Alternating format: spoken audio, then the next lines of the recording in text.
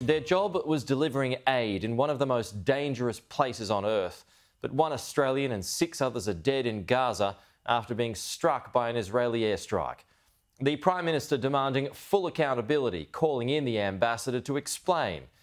Israel has admitted the attack on the vehicles belonging to the World Central Kitchen was a tragic mistake.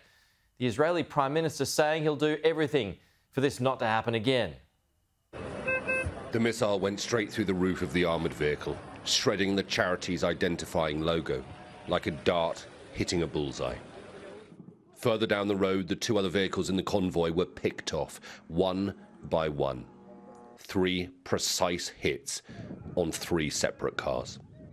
All 7 passengers were killed, among them 3 Britons, confirmed by World Central Kitchen and the British government. Hey, this is Zomi and Chef Olivier. We're at the al-Balah kitchen. Australian Zomi Frankham was also among the dead. Her Prime Minister has demanded answers. Australia expects full accountability for the deaths of aid workers, which is completely unacceptable. Aid workers and those doing humanitarian work, and indeed all innocent civilians, need to be provided with protection. Their bodies were taken to Al-Aqsa Hospital near Gaza City, where they were identified by colleagues. Israel has now admitted responsibility for the strikes and launched an investigation.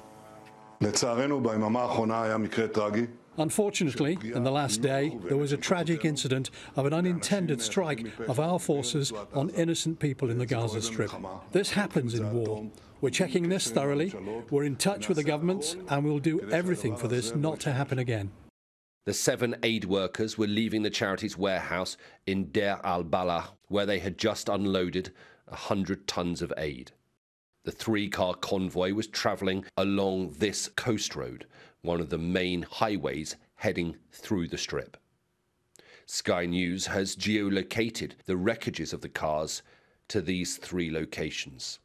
As humanitarian workers, we're here trying to do our job, but we are continually being hampered every step of the way. If you put the pieces of the puzzle together, we're not getting enough aid in.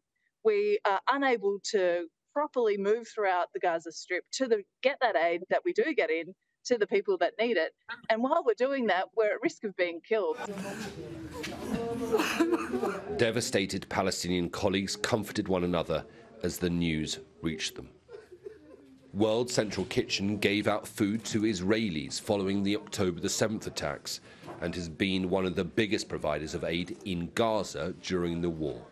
But it has now suspended its operations following the airstrikes last night. And today, aid ships bound for Gaza were turned back to Cyprus. That will have an immediate impact on the thousands who desperately rely on their food. Alistair Bunker, Sky News, in Jerusalem.